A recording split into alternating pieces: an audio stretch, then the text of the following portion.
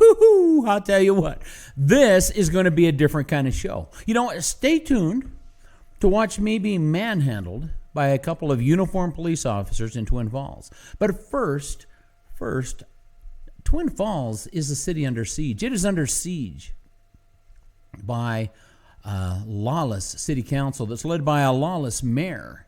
It is under siege by lawless police officers that are led by an unconstitutional and corrupt police chief. And it is under siege by a newspaper editor that uses the newspaper as his personal blog to hurt people.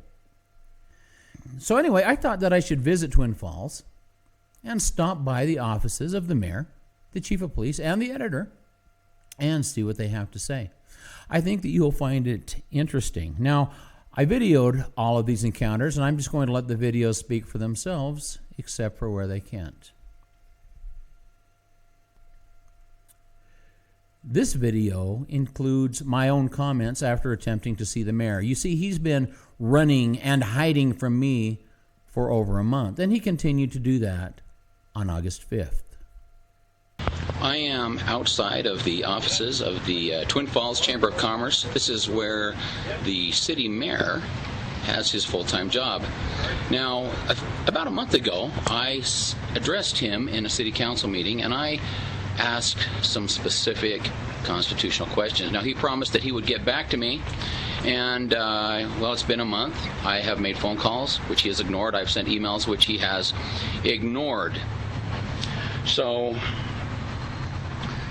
the question is, what are we to do about this? You see, the Constitution is clear. The Constitution is something that this mayor is sworn by a sacred oath to uphold, and yet he won't answer questions about it, and he hides from those who would ask difficult questions. So I would like to talk to you a little bit about some of those questions I asked. First of all, I asked the question of the mayor, what constitutional authority do you have to support the federal placement of refugees in Twin Falls? There are many coming, and many more are slated to come. And the simple fact of the matter is the Constitution grants only one related power, and that is the power to regulate naturalization, not immigration, naturalization, not refugees, naturalization. Now, naturalization is the process that occurs after a citizen, at great personal sacrifice, finds their way to America and wants to transfer themselves or begin the process of transferring themselves from an alien to a citizen. That is the only authority that the federal government has. Therefore, if the federal government does anything else in this city, it is the mayor's duty, not according to me, but according to the Constitution. Not according to me, but according to James Madison, the author of the Constitution. Not according to me, but according to Thomas Jefferson, the author of the Declaration of Independence. They all wrote that this mayor has a duty to nullify that law, to tell the federal government that they cannot be here. Now, one of the other questions I asked, and it's equally important, a little 5-year-old girl was raped here by some Muslim immigrants. Now, those Muslim immigrants were children as well, and so this isn't, as serious as it might sound on the surface, but it is incredibly serious.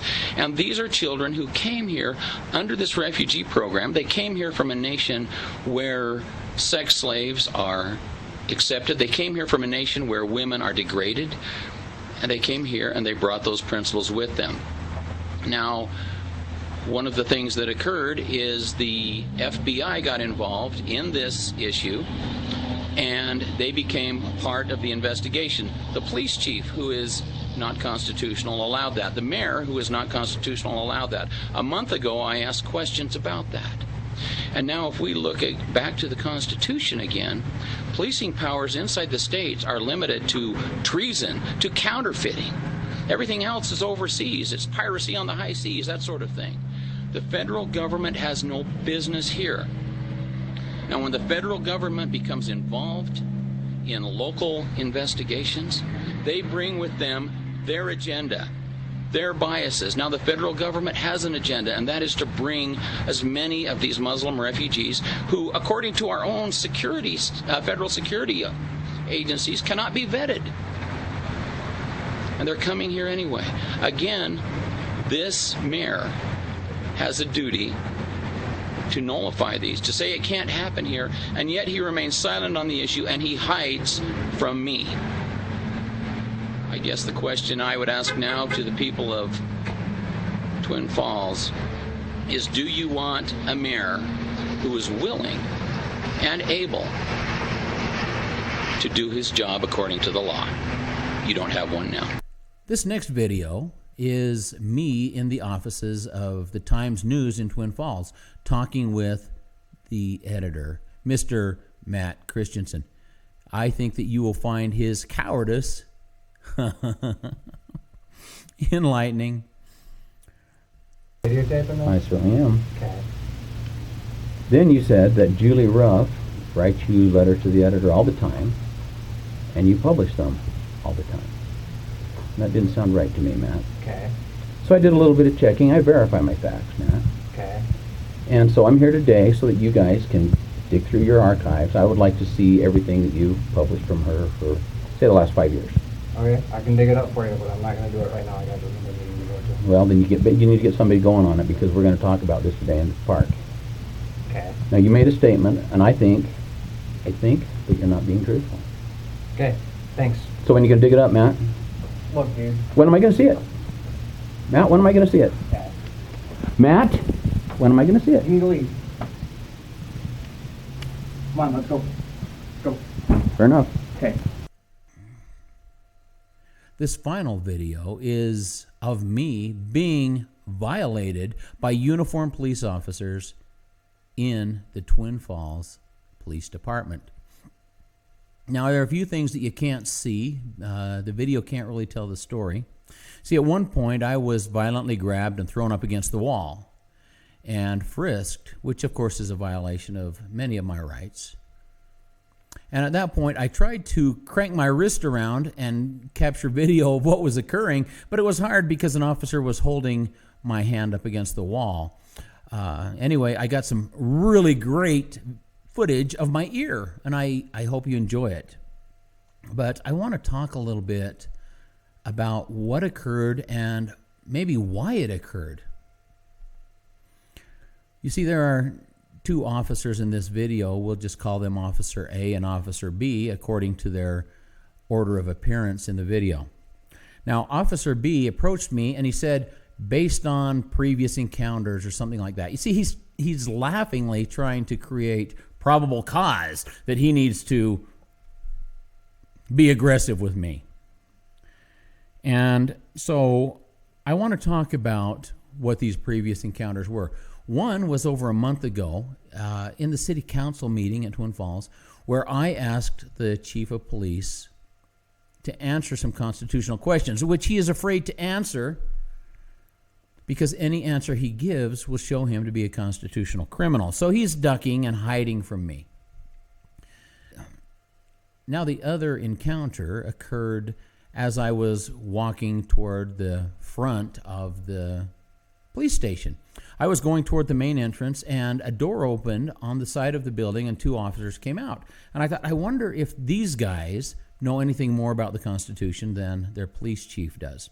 And so I said, excuse me, officers, will you talk with me for a moment? They said, sure. And so I asked them specifically, where is the constitutional authority to have this Muslim refugee resettlement project going on in Twin Falls? What is the constitutional authority that gives these guys the right to defend that program? Now, Officer B said, I'm not going to talk to you about that. And I said, well, don't you think you ought to, considering the fact that you swore an oath? And at that point he said, get out of our parking lot. And I said, well, wait a minute, isn't this a public space?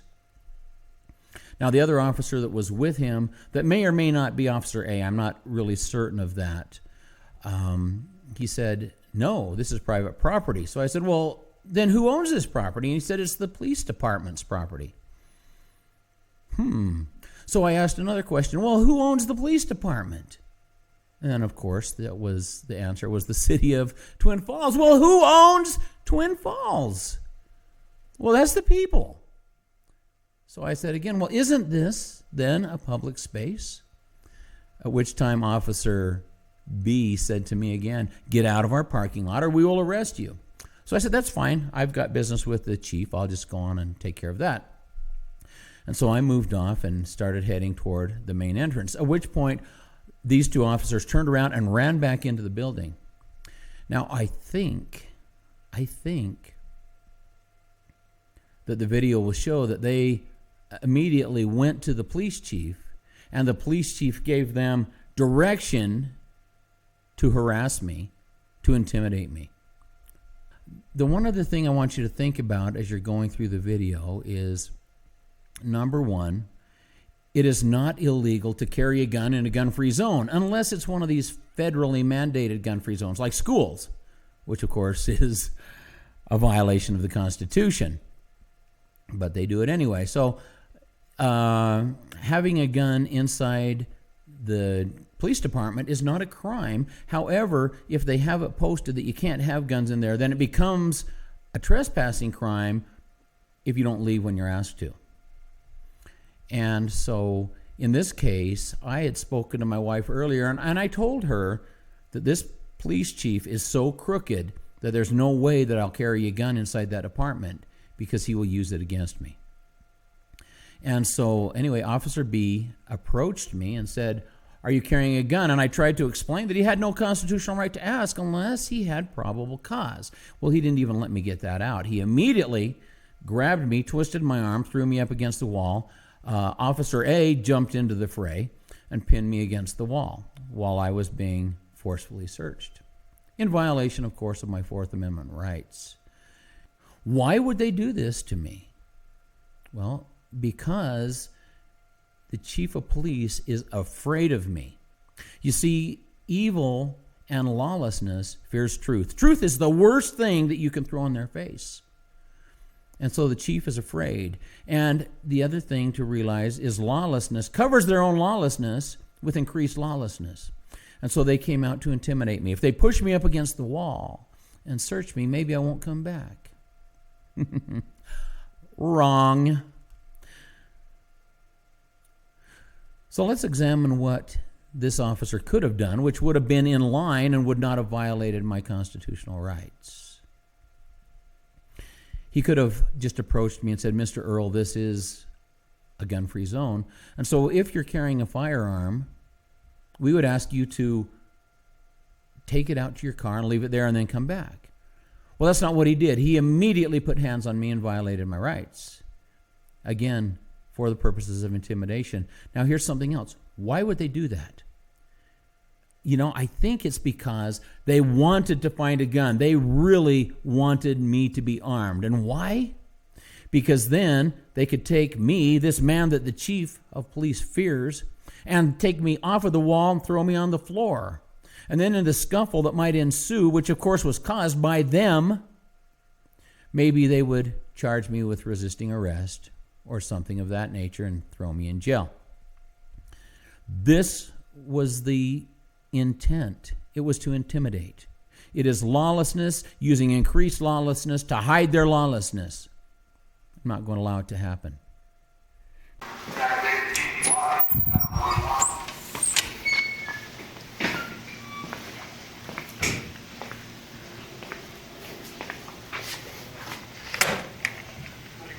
Yes, I'd like to speak with Chief Kingsbury if I could.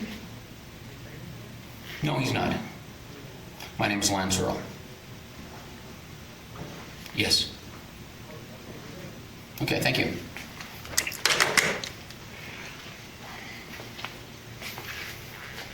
Looks like that hurts. Yeah. It's something.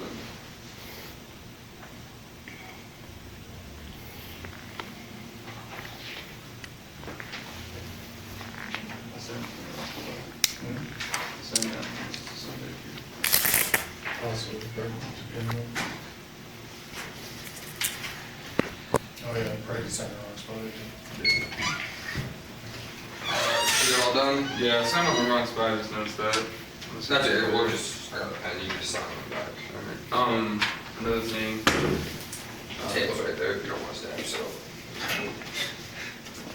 What was your name again? G or G4. Yeah, there you go. Right there. Okay.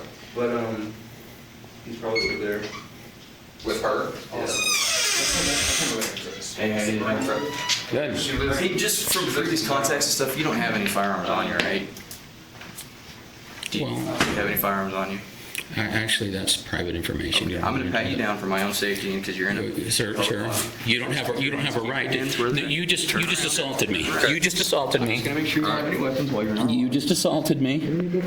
What? You just assaulted me. You put your hands on me. I am. When I have done nothing. What right do you have to search my personal? Are you familiar with the Constitution? Okay, thank you, Mr. Earl. Search and seizure. Are you familiar with those things? Okay. That you have to have probable cause to search. Are you familiar with that? Uh-huh. You are. And so you just violated my personal space. Interview rooms.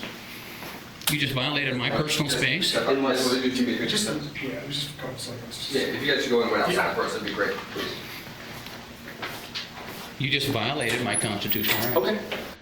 Okay, here we are. I'm in front of the police department in Twin Falls. I just simply walked in and asked if I could speak with Chief Kingsbury. That was it. I just talked with the man through the glass. He said he would see if Chief Kingsbury was available. And so I was standing in the lobby waiting when 2 officers came out and said, "Are you armed?"